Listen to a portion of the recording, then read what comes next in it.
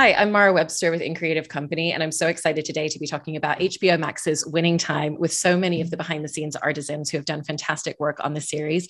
We are joined today by cinematographer Todd Banhazl, who directed episodes 1, 2, 5, 6, 9, and 10. And Mihai Malaimare, who is the cinematographer for 3, 4, 7, and 8. Emma Potter, who is the costume designer. Rich Toyon, who is the production designer of the series. And Gabe Hilfer, who is the music supervisor. And Todd and Mihai, I wanted to start by asking you about the film stock that you ended up landing on for the series and used throughout, because it's not just that it was 35 millimeter footage as kind of the primary source. There's also 16 millimeter and 8 millimeter. And it's not that one individual scene is shot one specific way. There's kind of like a real myriad of styles, and yet it still feels very seamless. So I was really interested for both of you in how you approached filming scenes throughout the season and how you would determine what's the film stock, what's the footage that we really want to capture within this scene. Do you want to jump in, Mihai?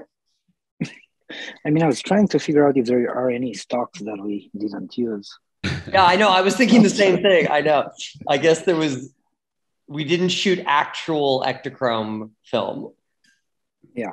Right. I mean, I guess I could start. I mean, I guess the rule book for us was like that the base look was this like 35 millimeter look that is made to replicate film back in the time, or like a film print that's been forgotten about and like found in an old dusty box from the time period was like our main look. And then, you know, the rules were that like 8 millimeter would be used to set up time and place. And this old vintage video format would be used in more like emotional, vulnerable ways, and to like reproduce basketball and reproduce like television footage. But then we started like breaking those rules and using the footage in mid-scene for more like jazzy emotional reasons, you know? And then there were also flashbacks that we used different film looks that were based in looks like photography looks of the different time periods to kind of match those flashbacks. I mean, I think that's like the basic rule book and map we had. Yeah, Mihai? Yeah. Were there any particular scenes where you really remember kind of having that rule book that Todd was just talking about, Mihai, and then where it really kind of helped to break away from those rules and to really kind of change up what you were using throughout a scene? I mean, I think the whole look evolved so much. I mean, I think it's what Todd and Adam did for the pilot was brilliant, and it was just an amazing visual style to have as a base. And then we from there we start building up, and of course we realized that 8 millimeter is such an amazing tool that evolved as well, and we started to use tri-X and black and white reversal and black and white negative for that as well. So that's why I'm thinking it's like even 50 daylight. I think probably that's the one we didn't use as much, but I remember we did try to use it just to gain a little more color saturation for the Ocotillo Lodge, for example. Yeah, I mean, I guess one thing that comes to mind is like Kareem's flashbacks in episode 5 when he is getting his name. You know, when Lou Alcindor is becoming Kareem Abdul-Jabbar. We shot a lot of that footage on black and white 16 millimeter, which was referencing a lot of the protest news footage from the Harlem protests in the 60s of that time. So I feel like that's like one of the times I can remember like breaking our own rules because something felt like right, you know, it felt like emotionally right from the period. Yeah, I really love that. And jumping over to the costumes, Emma, you know, I was interested in your process and a lot of the research that you did, and looking very specifically at, you know, what the uniforms were at the time, but also the way that things were a little bit more ad hoc. It wasn't, you know, this is the uniform for the season. There might be a player wearing shorts from 2 seasons ago. There might be a number that's written on a jersey instead of kind of stitched onto a jersey or printed on a jersey, and how that really informed not just the uniforms that you were then recreating for certain moments in the show, but how that influenced you for a lot of the costumes the rest of the time in the series as well. Well, thank you for noticing those small details. I think that was, what you've mentioned is one of the things that was most kind of inspiring about looking at the team. When you think of the Lakers now, it's this empire, and going back into these old photos or old footage and comparing and realizing that, it's a little more thrown together. Like in some ways it made the building up of this team as we watch it happen throughout the season have, I guess, like perhaps a sense of like more passion to it in a way, in that, you could see players coming into practice and they would have stolen something from a few seasons ago and they're still wearing it, or it just made it feel a little more kind of attainable and real. And I loved that, having that information juxtaposed with the story as we're watching these characters kind of find themselves. I think it definitely informed the design, in that one of the early conversations I was having with everyone was this idea that, when you go into the arena, you're not seeing Lakers colors everywhere, and you're not seeing the Lakers logo everywhere, like out on the street or in fans wearing it at all. And so as we move through the season, there was this idea of introducing more of that, both on the players and also on people within the crowd, and kind of picking small details of it up. So I think it definitely influenced the design overall. Also within the Lakers girls too, the first uniform you see is just has a kind of a V-neck and rhinestone design to it. And later in the season, there's a Lakers logo version of it. So there's this idea of kind of branding and building upon and becoming more of this like empire that today. Mm-hmm. I love that. And Rich, kind of similarly for you, there's obviously certain spaces that you would have archival footage that you can look at, photographs that you can look at, where they were practicing, what did the locker room look like? But again, there's details that carry out beyond that. Like if we look at the location where Cookie's on the phone with Magic, a lot of the time it's in front of a yellow wall. So that creates a subconscious cohesion to the idea of him and the Lakers. And so what were the ways that you also used archival materials and then really created this linearity through a lot of the other locations, production design wise? Well, in terms of archival reference, you're always looking for that, because anytime you're working on a historical piece, this is somewhat of a historical record for a lot of people who will never look up the actual historical record. And so you want to be at least truthful in terms of what you're trying to portray. However, it is a narrative, and so we depart from that, and we push things and pull things, and we try different things out. And with regards to the film stock that you were mentioning earlier, in terms of colors, there was I always like to push colors. And, but there were times where I went to Todd or Mihai and I said, what do you think about this color? Is it going to be too hot? Is it going to be not enough? And I would hear back from both of those guys. Well, the film stock we're using is really going to make it bloom, or it's really going to make it great. And in fact, when you look at some of the footage in dailies, some of those colors really bloomed, and like more than I ever thought that they ever would, which, always has a concern for me. From the aspect that it's not going to then dissuade or distract away from the characters in front of the camera, and specifically with costumes. On many occasions, Emma and I would try and coordinate in terms of that, but the film stock sometimes pushed it beyond what you were sort of expecting. I guess case in point would be the MSU hallway where Cookie's on the phone in her college dorm. That yellow isn't quite that yellow, and that really bloomed on film. Or in the shoe store, there's one particular shelf that has this green shag on it, and man, did that ever get green on camera. But so you're always kind of looking for those opportunities, because a lot of times they are opportunities to really kind of have fun with it, really push the period. But because it is period, and because it is has somewhat of a historical reference and record, you want to be fairly truthful to what you're telling. It's not like we're talking about like the space program or Abraham Lincoln or something, but it is a time period where you want to have that reference so that the viewer can settle in and accept what you're putting forth, and then to enjoy the piece overall. Mm-hmm. That's really, really wonderful to hear so much detail. And Gabe, in terms of the music supervision on the show, what I really love about it is there's such a cohesiveness to the music throughout, and yet you're using so many different genres at every single moment. And any differentiation and choice could completely change the trajectory of any scene. You know, if we look at like the Adrian Brody scene where he's kind of on the roof with the baseball bat, you could have done so many different genre choices. And throughout the series, you're really using everything from hip hop, rock, jazz, you know, classical. And so what was your process of looking at each individual scene and thinking not just what would be a great piece for this, but really what's the genre, what's the rhythm, what's the tonality of this scene, and how I can enhance it with music? Well, first of all, we got a great palette to paint on that all of these amazing people here like were able to set up for us, like in production, and you know, most of my job in this show is in post. So what we were able to do is we were able to, I mean, post is cool because we get to play trial and error. You know, we get to try stuff, and if it looks stupid, we can not use it.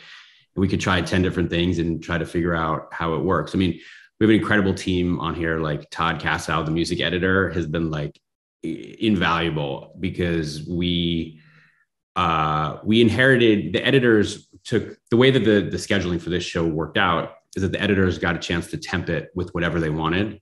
And certain sections they put in crazy songs, and like the scenes that you're talking about right now with Adrian Brody on the roof had like massive songs that everyone here would know that I'm not going to name so that we don't get sued. But and then we were trying to figure out how to get some of the essence of that, you know, and felt authentic, and it was from the time period, and really helped with the energy. And we had a baseline to work from the temp to see how we could improve upon it and how we could make it all, you know, just feel cohesive and feel authentic to the time and the era and everything. And also, I mean, like our composers did a lot of the work too, like Nick Bertel and Robert Glasper, who are like both geniuses, and a lot of the music, a lot of the cohesiveness that you were referring to is their score. That sounds like, a lot of it sounds like Source, you know, by design. Like it's meant to sound authentic and feel like the way it was recorded in a very authentic way to the way music was made back then. And it provided a through line so that when we got to paint with fun songs and make it exciting like that, we had a baseline to work from. Mm-hmm. And kind of going back to you, Todd and Mihai, again, with that idea of how there's a myriad of styles in the way that we're seeing each scene, it's also about where you're taking the viewer's eye. So there's moments where the camera is going really close up on a whiskey glass as it's coming to someone's mouth and they're drinking it. And then we're going to a slightly wider shot. And so what was your process of figuring out the different spaces and the different ways that you wanted to carry the audience's eye within a scene in that way? I think it was about contrasts for us. I think so much of the show, like thematically, is about this time in America where the country is experiencing like really big change. I think that's in the script. And I think like that wanted to be in the visual, like the energy as well. So it's about like seeing the scenes with as much bravado as the script and as the characters are bringing to it, and also as much like vulnerability and humanness as they're trying to hide.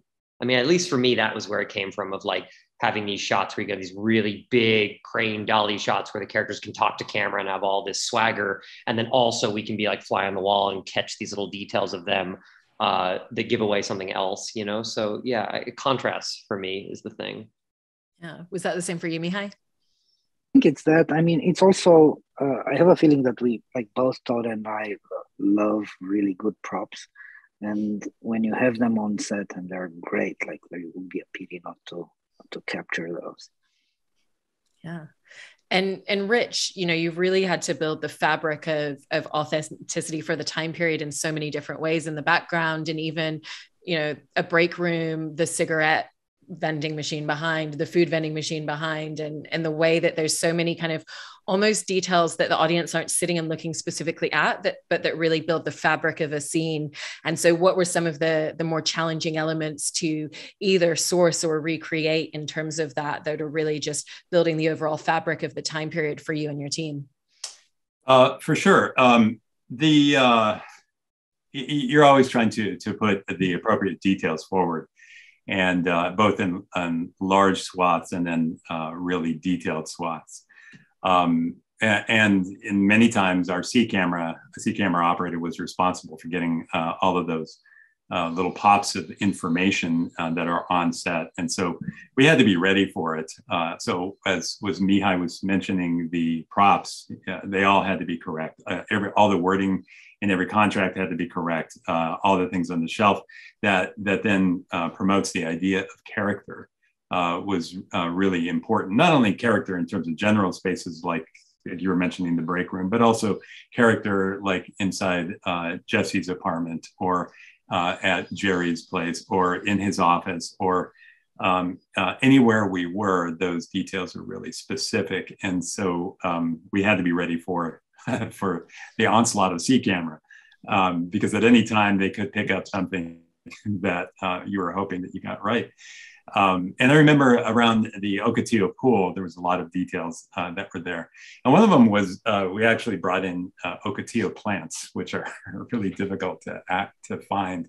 But we brought those in, and then I recall that our C camera operator loved those for many hours on end. So it really is a lot about the details, and but in terms of the narrative, those details really drive it forward, help to drive it forward, especially in this narrative format and style.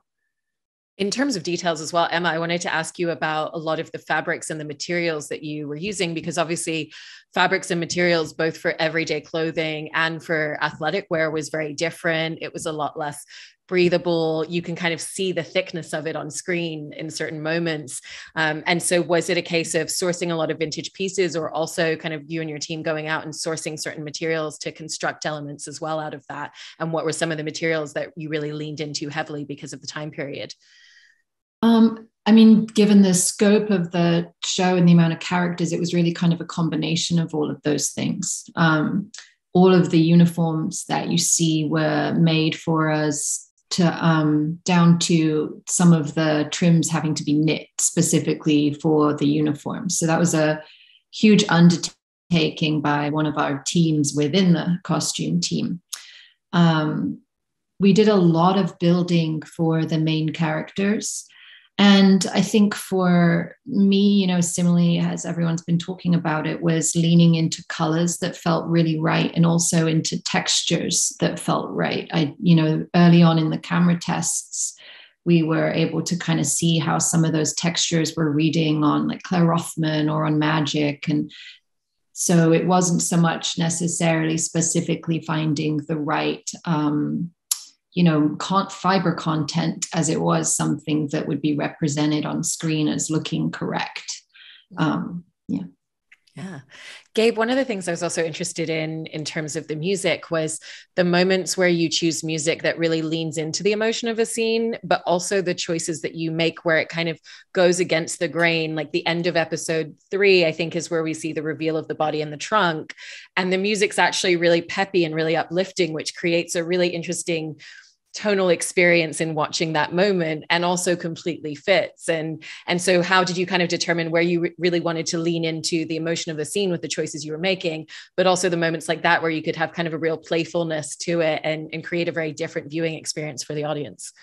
Well, we got to, we had the luxury, like I said before, we had the luxury of seeing what was out there, what was shot, and like what the picture needed, like if it was, if that specific scene you're talking about where they find Tark's manager in the trunk, when we were going through that, we were trying to find something that was ironic and both had Vegas vibes to it, and The Good Life by Bobby Darin. That wasn't originally the scripted song in there, but when we were playing around and trying to figure out which puzzle pieces were going to magically fit in there, it just kind of clicked and everybody loved it. And it worked out really well. I mean, the energy that you see on screen and the way it's shot and the way it's cut together is, we're sort of like, I look at the music sometimes like the frosting on the cake, you know what I mean? The cake's already been baked a lot, and we're just trying to like add a flavor there that like makes the audience feel an extra sort of way. So like in that way, we wanted to make it a little bit more fun than morose and have a little bit more of a, just like a good time. I mean, it's a fun show. I mean, there's some heavier moments. There's some really important themes and ideas that are in there. But, you know, like Rich was saying before, a lot of people are going to treat this as the historical record because they're not going to go back and read the actual history.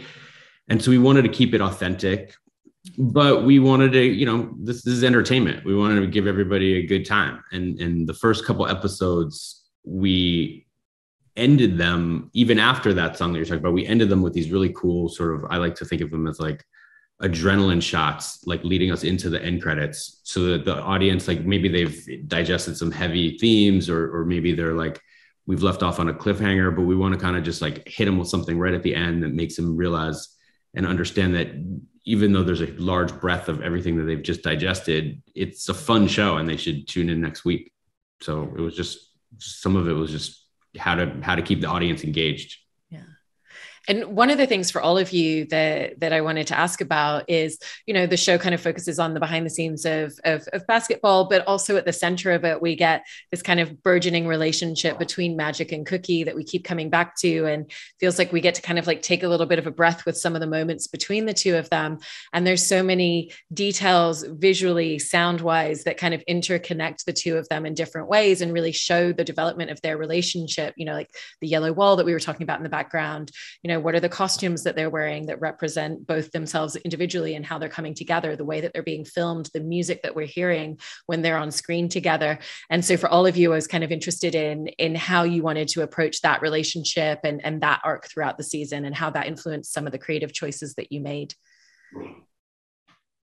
I mean, one thing I can remember early on, Rich, was talking about building both of their apartments in Lansing and in LA physically in real space back to back with each other, so that number one, they could perform in their apartments, but they could be physically, they actually perform together. And number two, the idea of actually being able to shoot the two of them with like a real life split screen. I actually don't even know if it's in the show, if there's an actual shot in the show anymore that actually physically shows them together, but it is the case that they were together. I don't know, that's something I remember.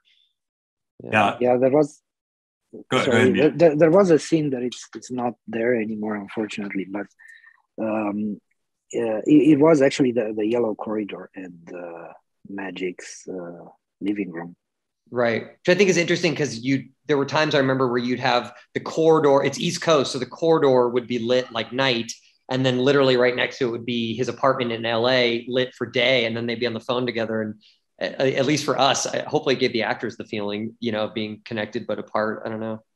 Yeah, we designed this space so that the MSU hallway was in one spot on the stage, but literally right next to it was Magic's apartment.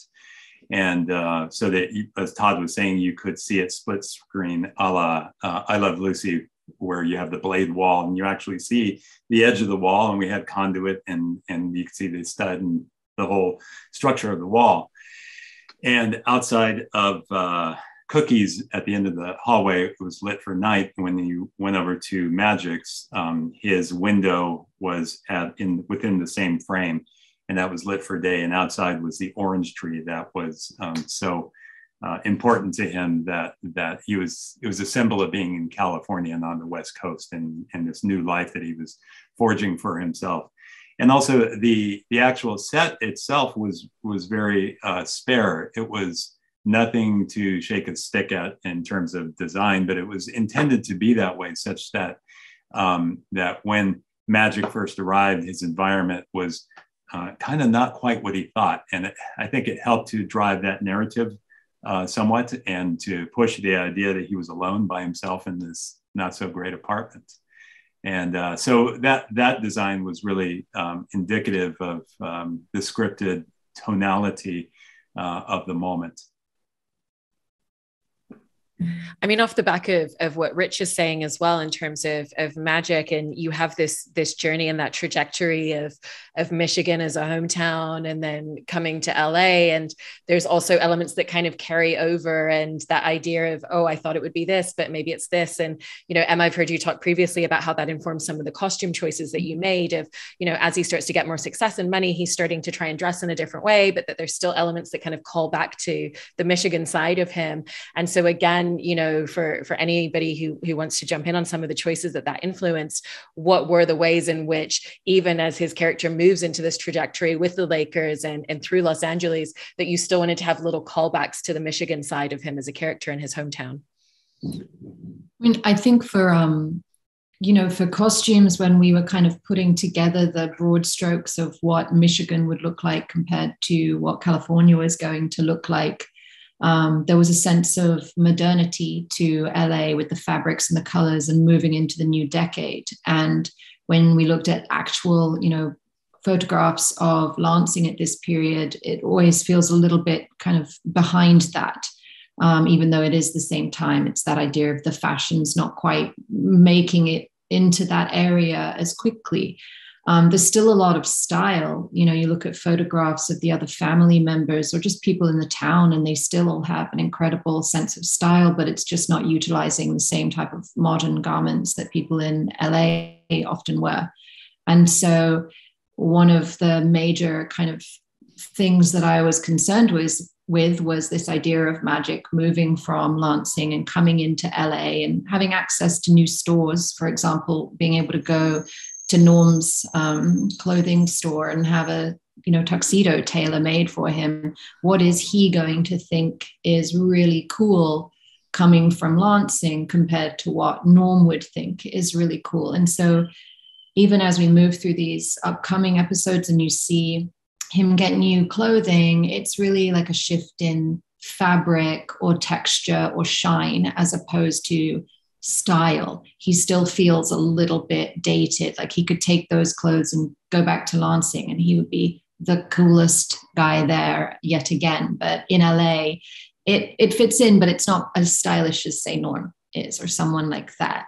And I think that Cookie is a similar character in that she has a really strong sense of style to herself. And you get to see more of that as she kind of comes into her own.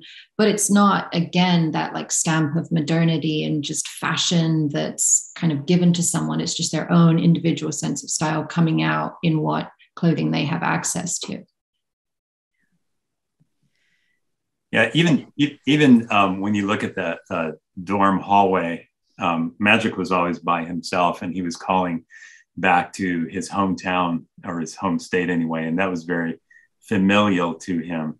And I think in last week's episode, when Cookie came on the phone, there was several girls around, and it was everything that Magic might even be a little wistful for at that moment.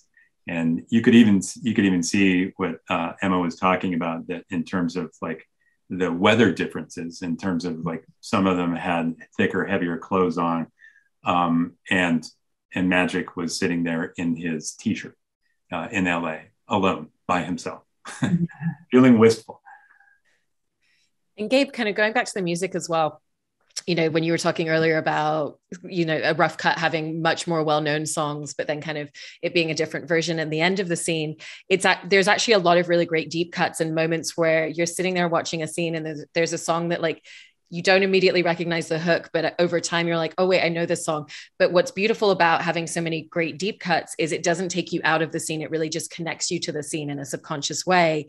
And so I was interested if that was something that was a really conscious choice in terms of not just thinking about the tone of a scene in terms of choices, but also, not wanting to pull the audience out by suddenly giving them a hook that they know really well, but giving them something that has an element of familiarity that can create an automatic emotional connection. Well, there's the purely creative part, which I totally agree with, is that when you hear a song, and especially when it's like playing deep in the background somewhere and you know it and instantly you know it, sometimes you lean in and it takes you out of the scene a little bit as an audience member. So we try to avoid doing that. And that's like that's the creative answer. The logistics answer is a lot of well-known songs are super expensive. And, if you can't, so you got to pick and choose your battles, like everything else, we're all working within the parameters that we're given, like the timelines, the budgets, everything that we have to deal with. And so if you put in 1 million Led Zeppelin songs, like you'd be making a really cool show, but it would be unaffordable. So one of the things that we had to do is we had to figure out where we wanted a well-known song, like where we want, you know, like The Good Life, or a big prominent moment that you can kind of lean into it and it makes sense. And maybe it's a montage, or maybe they're singing along to something. And then for the other ones, like, you know, the biggest creative excitement for me, I guess, is finding incredible, authentic songs from the time that maybe most people don't know. And giving a little bit of light to some local Michigan bands or some local, you know, Midwestern bands that were legit bands that toured and were like putting out records and doing great stuff, but maybe they didn't have top 10 hits. So they didn't kind of make didn't span the test of time, like in the public eye. So we got to do a lot of deep digging, find a lot of unknown cuts and talk to a lot of older musicians who had great music from then and get to showcase it, which is like the best part of my job. Yeah. Todd and Mihai, I also wanted to ask the two of you about what I believe you ended up coining the phrase dad cam for, where it was like a lot of the flashback scenes kind of have that feeling of like one of the family members around Magic might have actually been the one filming this, even though it's obviously you and your team.